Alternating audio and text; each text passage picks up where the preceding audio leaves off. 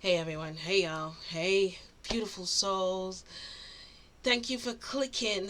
And if you have clicked, please like and subscribe to this channel because I am at the epiphany of starting to do videos like crazy about my experiences, oneness to this world, your connection with the divine, and love. Okay, I'm all about love. Now, this video is responding to a question that came within an email, and I think it's important. And the reason why I'm addressing it here, because I know there is at least another probably 4 million people or more who has this question. So this lady sent me an email and she said to me, she's a Christian, she's of Christian faith. And when I don't know which interview she watched, but she's saying, as a Christian herself, she wants to know, how can I speak about God as if I had a conversation with God? And she's saying, she went on with the whole thing that I also knew and I also was taught that no human being can see the face of God, can talk to God, and how can I speak about God and my dead grandmother within the same video? This is of the devil and this is not of God. Now, the reason why I'm addressing it here is because I love your question. I love the analogies that you placed in your email. I love your truth that came out of your email, because that also is an aspect of me. That also is how I thought about this. And if I did not have a NDE, I would still be in this realm, in this space of thought structure, and I absolutely respect it and I love it. And let me start by responding to you the best way I know how. And I know my guides, so chances are they will chime in. But here's to you, my beautiful sister, my beautiful love, my beautiful aspect of God, and all of you who is a version of this person and has this question to say, I don't understand this woo-woo type of stuff that people are talking about. You die and you go into heaven, you're coming back, you're meeting loved ones. Let me try to tell you from my perspective. Yes, before this, nobody could tell me about this stuff because I was taught a particular way. However, within my growing up as a young child coming up, I always knew there was more. I've always had these conversations with other beings, interdimensional beings, which is going to take this topic to a completely different place, so I won't. But I always had dreams or had these thoughts or just knew that there was more. I also had these questions. Why are there so many gods? Why is there a God that's going to accept me because I'm going to church on a Sunday in this denomination? And why is it that my best friend who's going to a Seventh-day Adventist church on Saturdays, with so much love within her and her family that I love so much, why is it that I am being told that because they choose to worship God, who is also of love, why is it that they are damned to hell, that when God comes to judge the world, those are not going to go to heaven, only we are going to go to heaven? And I'm not saying this in a judgmental way, I'm telling you from where my perspective was at the time. I also had Rastafarian friends who are not religious at all, but they have a movement and a belief system of oneness and love with nature, with the land, with this vehicle that is the body that we should honor also. And I never understood that. So yes, I am the one who always got in trouble. But also, as I digress, and my family kept saying, you need to baptize, you need to baptize, you need to choose, you need to choose. I never chose because I still had this outwardly feeling like, no, there must be more. There can't be so many gods. There has to be one God. How is it that God that's so powerful would do this? Why is God going to judge me? So I was the one who was sitting at the back of the church most of the times because I felt God is not hearing my prayers, not hearing my words. I'm not worthy enough. And this is something that happens to many people, baptized and not baptized, or whatever you call it within religion. And I found that it was limiting for me because I kept saying to myself, God, that I feel this love with, when you go to church and you feel filled with the Spirit and you feel something so powerful, and all of a sudden you feel like, oh, I have to quench it. You know what I mean? So if you don't get to that stage, I guess you won't understand what I'm saying. But I say that to say this.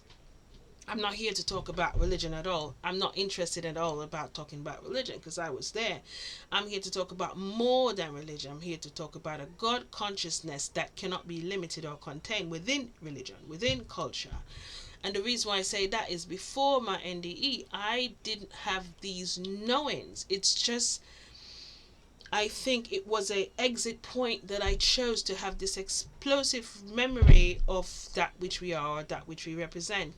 So remember, I have videos on here that speaks about my experiences coming back with my family who is strictly Christian, okay? And it was challenging for me to explain to them, listen, I had an NDE and I was sitting and speaking to my grandmother. But although when I came back from this near death experience, the first thing that I experienced was fear. I was in a space, in a place within the angelic realm that I did not feel fear. There was no aspect of time. There were colors that are not existent within this realm. I've tried to recreate the colors, they don't exist here. There was a feeling of belonging, of love, of there's no judgment. There's a love there that's different because it's not conditional. Not like when I'm here and I feel somebody, although a loved one, who loves me and love me the best way they know how, but I can feel the conditionality to the love. Like, I love you if you don't say these things, if you don't do these things. When you are within the spiritual realms, you don't feel that. You don't, that's not acknowledged. It's just not a thing. I don't think it's not possible for an angel to judge you, put it that way. Okay, so going through something like that, when I come back, she was particularly disturbed because I said I no longer believe in God. But what you weren't listening to was the ending. I said I no longer believe in God, I now know God. See, when we are speaking, or when you are being expanding to something from another perspective, I believe you should try not listen to respond, but listen to feel into what the person is saying. I feel into everything that is said now because there's an energy that pulsates from every sound that comes out of this voice box. It's not just an apparatus here that allows us to speak English, to speak in whatever you call it, English, Spanish, French, all the language. It is a frequency that emits from you. The only thing is you receive it as English or Spanish or whatever, but there's a frequency that goes from your choice of words and your intention in speaking the words. Do you understand? So when I speak it, or when I do any video, anyone who watches this, feel into it instead, because it's not just coming from me, it's coming from an ethereal source. And I am very, very adamant in bringing through only that which is holy and true. Nothing that is made up or populated anyway, because I don't care about that. All I care about is the truth going out. So for me to, let's say, not step out of the closet, but literally fall out, because I've been avoiding to do all of this for the past 3 years.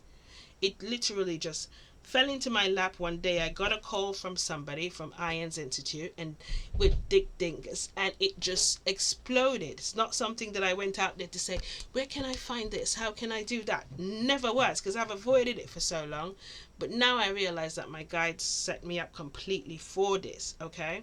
So let's get to your talk about religion.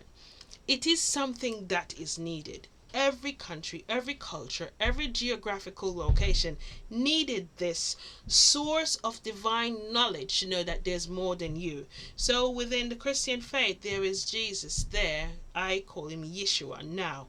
So there's Jesus there that we know about, because that he was the apparatus, the essence that came through to bring the message of love through. In another part of the country, there's an essence of a Mohammed and an essence of other I wouldn't want to use the word revered, but there are other aspects of the Christ consciousness that was given to other parts of the world. They are given different descriptions, different stories are attached to them, but if you should feel into the frequency within every community, every culture, if you feel into the energy, the frequency that comes from it, it's one energy. It's just love, it's just oneness, it's just seeing each person as your brother, no matter the color, culture, whatever it is. Okay, that's the first thing. Now, when I had to digress and try to coin my words properly around my family and my friends, those were my judges, because they didn't understand what I was talking about. Remember, I'm Caribbean girl, I'm born in Jamaica. All of these things are woo-woo to me and also to them.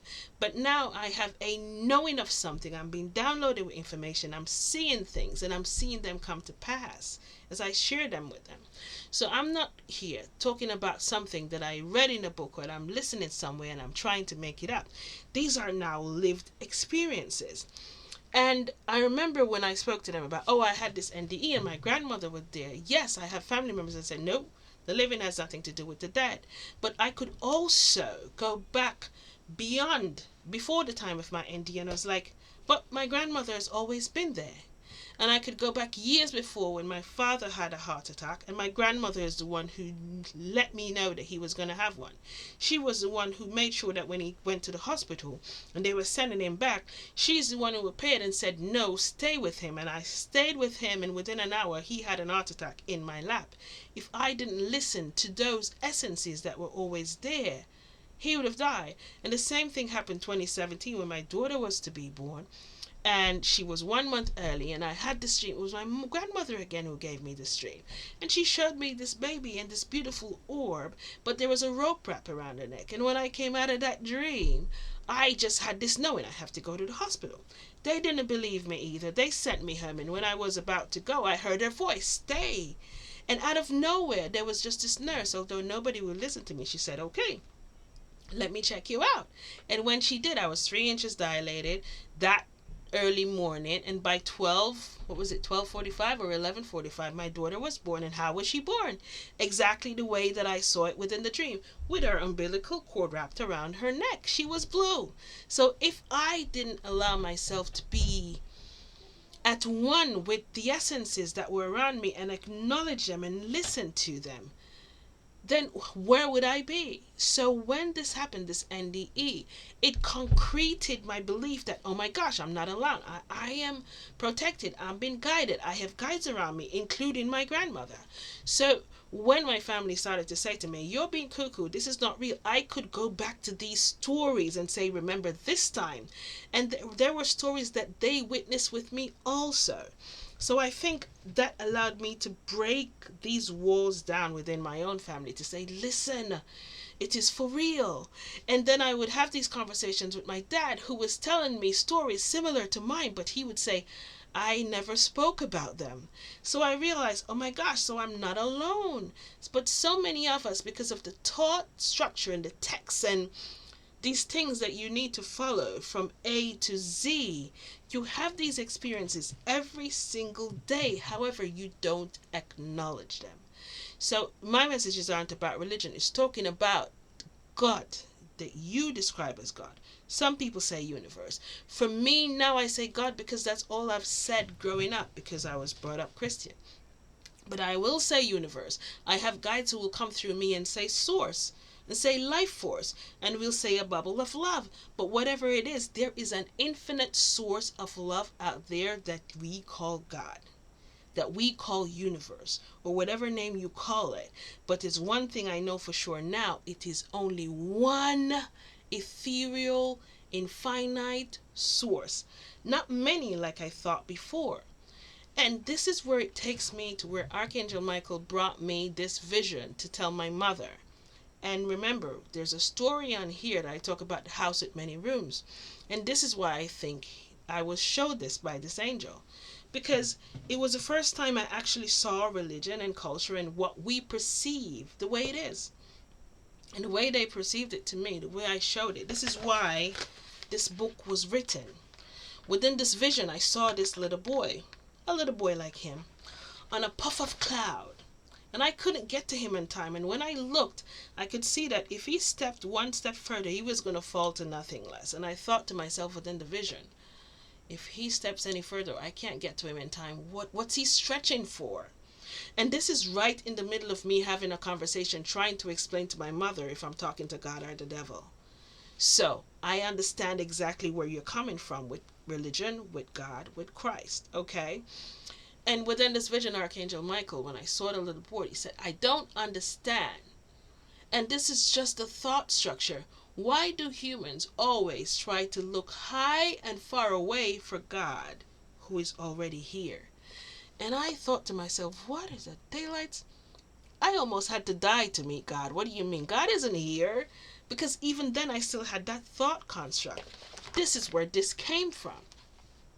Because I could see now flashes of life, my lifetime, of every experiences that Archangel Michael was telling me that I met God. And I was amazed by it. When my kids were born, within their eyes, when I looked at them, you meet God. The person who helps you for no reason, You meet God. The person who smiles at you for no reason, you meet God. The nurse that helped you or saved your loved one, you meet God. The stranger you meet, the family member, the person who gave you the job you have, you meet God in every waking moment. That's why it's on my way to meet God. So I also learned this, like, oh my gosh, we are boots on the ground for God. And I remembered in my NDE also, when I was finished seeing my life review, that's what I heard. I heard the marching, and then I heard boots on the ground. And they made me understand that we are all aspects of God. And the choices that we make, either to give love or to withhold love, is our choice in being boots on the ground for God. That moment that you decide, I am going to go left today instead of right, and you end up meeting someone for the first time, giving them a word of advice, smiling with them, saving their lives, whatever it is, that's you being guided by your eons of guides to be boots on the ground for God. Somebody who whispers a prayer and an SOS call goes out. Visually, they allowed me to see just light beams, and it's just crazy amount of light beams. And can you imagine the whole world saying a prayer at the same time? Well, it actually happens, because a prayer isn't just something that you sit and say, oh, our Father, what in heaven, whatever. It's a thought that you have, and that's a prayer. That's enough, because the consciousness that is everything already knows everything that's good for you, because remember, you are an aspect of God. You're saying God is omnipresent because God is within you. It's not separate. It's not anywhere out there trying to be washed white as snow to get to. You are the aspect of God that's here. So that's the amazing part for me. So let me read you something. I don't know where I need to go. Okay. Chapter 1. Listen to this. And this came from my guides. This is chapter 1. It says, living in fear of what's already here. Most people don't realize they're already standing in the presence of God. They live their entire lives waiting for a moment, a lightning strike, a bright light, a booming voice from the sky that will finally convince them they've met God. They think meeting God is a one-time extraordinary event, something reserved for saints or the dying. But what if I told you that you've already met God many times? You met God when you held your child for the first time. You met God when you forgave someone who never said sorry. You met God in the quiet moment before sleep when your soul whispered, I want peace. And still, you waited. We've been taught that God is far away, that we have to earn His presence, qualify for His love, or fear His judgment, that God will arrive when we're holy enough, clean enough, broken enough, or desperate enough. So we live afraid. Afraid we're too flawed, too late, afraid we'll never be good enough to truly know God. And in that fear we miss what's already here. I won't go too far in this. But this is the aspect of what I was taught and what I now know. And you don't understand how powerful it is to finally understand, wow, I am not unworthy. I am worthy, just like everyone else. And you know what? There's not a God there who's judging me. I have the choice to either give love or withhold love. It's really that simple.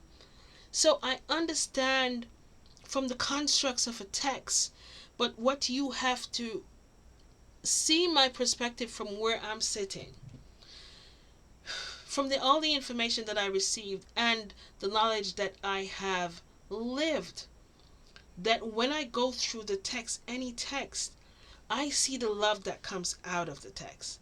But I also now identify the fear and the limitations that are also embedded within the text, within the phrases that we repeat day to day, into the words that we say to ourselves day to day, that depletes us of our power in knowing our oneness with God. Because our oneness is with God is our oneness with everything, everyone, everywhere. And we tend to miss that a lot. We tend to go through life trying to catch up to God, when God is here wanting you to live life through the life force, the life consciousness of God. You're experiencing this world because that's what you came here to do. You are already love. You're not seeking love. Your prayer is already answered because you are here. Just be aware of what you think, the thought that you give to yourself, the affirmations that you give here. So I understand from a religious perspective, but I don't speak religion. I don't want to. I'm not interested to. But I understand your perspective. But for me to say God, and I spoke to angels, and I still speak to angels, and somebody who's passed away in my family that is loved is my guide, that's my truth because it's a lived experience. And if you're not living that experience, that's okay. It's okay to not agree with what I say because what I'm saying is just what's true to me. And it may not be true to you now or may never be true to you in this lifetime. That's okay too. However, there are people out there who have these experiences who needs to hear these stories, these personal stories. So they don't believe that they are weird, that they're not accepting, that God isn't listening to their prayers, that they are different because they're from another culture, or they're not going to this sacred space. Remember, you also said something about death within there, and I said that I shouldn't talk about that. I speak about it because it's how I experienced it. I experienced death as a return home. I experienced death as not something to that was deserving of mourning, but more deserving of praise, like a celebration, like a welcome home party. That's how I experience it. However, I cannot take away from the tangibility of a family member or a loved one who's going to be here and not understand that the physicality of this person is no longer here. But I also want them to understand that as your families change forms, they're even more here than they ever were in the physicality. And the mind might take a while to come around to this. But as soon as you stop or learn to break down the grieving and step into your knowingness that wow, just visualize them walking off the sand. This is how the angels show me stepping off the sand and stepping into the water, and all of a sudden that soul just became one with the water. They became expansive, they became more. And as soon as you start to acknowledge that and acknowledge that this person is more, my spirit team is even more energetic now because now I have my loved one who's on the other side who may choose also to be a guide, but whether they do or not, I can, as the moment I start to think about them, it's my SOS call going out to call them, and then I can sense them, I can feel them, I can smell them. They have calling signs for you, whether it's a smell or a nudge or a light flicker or whatever it is. See, have fun with the energy that you are because you are energy and they become more energy when they change forms. So I think I covered everything that you said because you said a lot in your email. But this also goes to everyone else who feels offended first when somebody talks about God. See, the word God now has a frequency that's flip flopping because everybody uses the word God. Some use the word God to create atrocities, to really hurt people, and some people use the word God to judge, and some people use the word God to try to control. And not everybody uses God for freedom, like God for attaining and owning your power. So the word itself, God, now has been convoluted, and it shouldn't be, but it is. So don't get so offensive. Feel into the person who's calling the word God and everything that comes from it, and feel into it and see if it connects to your heart first. Don't judge first. The world is going to get to a space where you don't judge anymore. What are you going to do without judgment? Start practicing now. If your soul calls to say, that sounds interesting, listen to it. But listen to it with enjoyment, with your heart and your soul, and feel into the energy. See, I'm not coming here to talk about religion to discredit it. I needed my Christian faith to be where I was because there are people who have NDEs and who's never been of any faith whatsoever, and they do go through a hell process. They go through a hell experience because you experience what you own, what you believe in. So I am thankful that my parents brought me up the way I brought up in believing the way I did, but I'm also grateful that now I know without any doubt that God consciousness is more than what I was taught, that I am a fractal of God. I'm not separate from God. I have this protection, this guidance, this inner GPS that guides me and you. And when the time comes for you to know, you'll know. So anyway, that's my message to everyone who thinks that I am stepping on toes talking about God and you're putting it with religion. Find my video somewhere where I talk about the house with many rooms, the mansion with many rooms, or get a copy of this book because it's so easy, because it's almost like a journal, because my guides wanted this book to be something that you can read, digest it, and reflect it to your life. It's not something that you're going to read for a long time. You can take less than a day. If it's me, I'll take less than 2 hours, because it's something that you're reading and you're reflecting to yourself. It's not like any of my other books that's a long read, okay? It's just something to help you to step out of that element of restriction that you live in, to say, oh, I'm so fearful and I can't say that and I can't listen to that. I want you to start to feel into this, feel into the God consciousness, feel into the messages that are speaking for you. And if it's not, don't judge it. Just try to be as much love as you can to yourself. And what you need at the time you need it will appear. Okay? So that's my answer to you, my love. I am not offended. You ended by saying, hope you're not offended after everything you said. The previous me would have been offended, like, how dare you? But this me, I am so excited that you asked the question. I'm so excited that you took the time to pen me an email to tell me your perspective and how you feel. And I mirror you, because that's how I felt before this. But I can't deny this that I am now, because it's tangible and it's my experience. And I'm just here to share love. That's it. Enjoy and help to guide you to what's holy and true for you. Not for what the text says, or the people said, or society says. Just what's true for you and your soul growth. Growth. Expansion. That's it. All right? Enjoy your weekend, y'all. Love.